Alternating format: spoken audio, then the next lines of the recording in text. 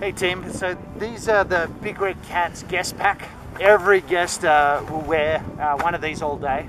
Inside a probe and a shovel. And I'll show you how to pull those out and assemble those.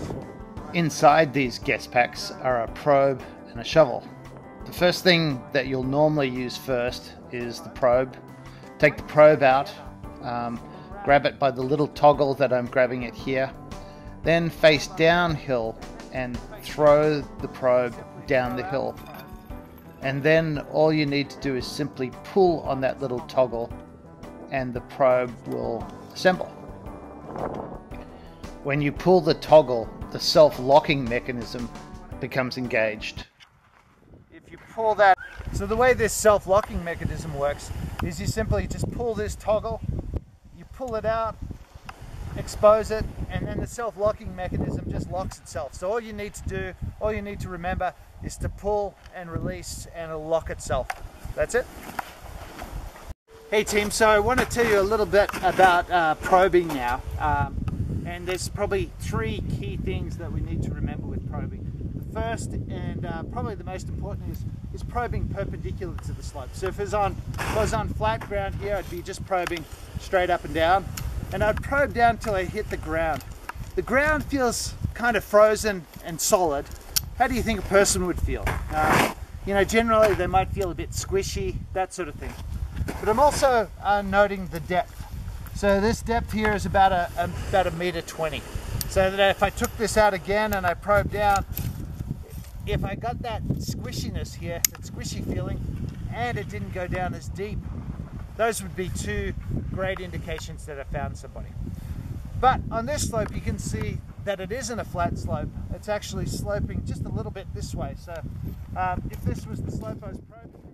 If we're not on a flat slope, then that means we need to probe perpendicular or at right angles to the slope. You can see I've changed the angle of this probing here to adjust for the steepness of the slope.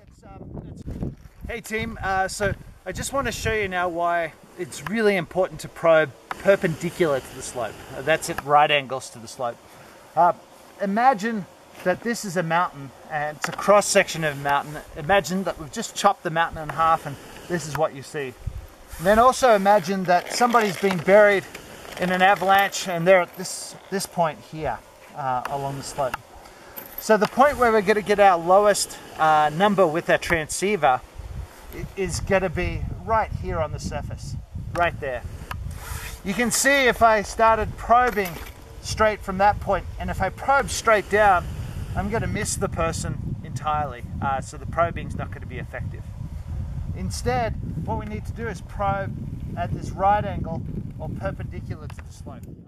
Instead, what we need to do is probe perpendicular or right angles to the slope. This ensures that we won't miss the person who's buried. The second thing that's incredibly important with probing is to have a system and a pattern with the probing. The system and the pattern that we use at Big Red Cats is a spiral type pattern that keeps increasing. So what we do is we probe right in the middle of that spiral where we had our lowest number with our transceiver, and then we come on out and move out along that spiral in 20 centimeter increments. So we just keep probing along. Then I'd move out about 20 centimeters, probe down to the ground, haven't hit anybody.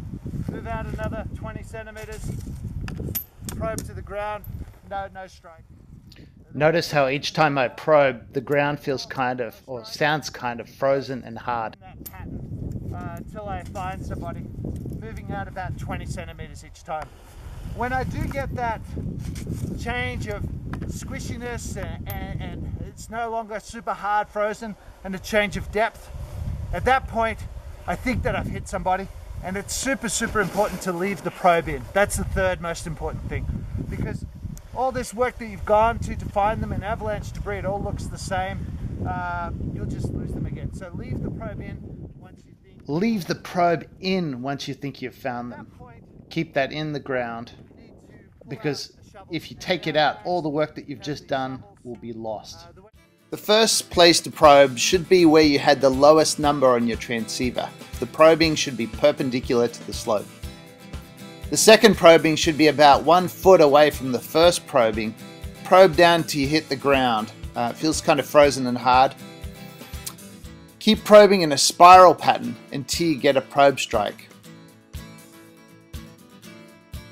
The two indications that'll tell you that you've got a probe strike are change of depth and change of feel. It kind of feels soft and spongy when you hit somebody.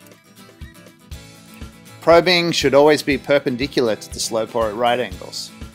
Probing straight down like this, it'll take you longer to find the person. This should only be done on flat surfaces. Once you have a probe strike, leave it in place and start digging. Please join us for part 3 of this series, which is all about avalanche digging.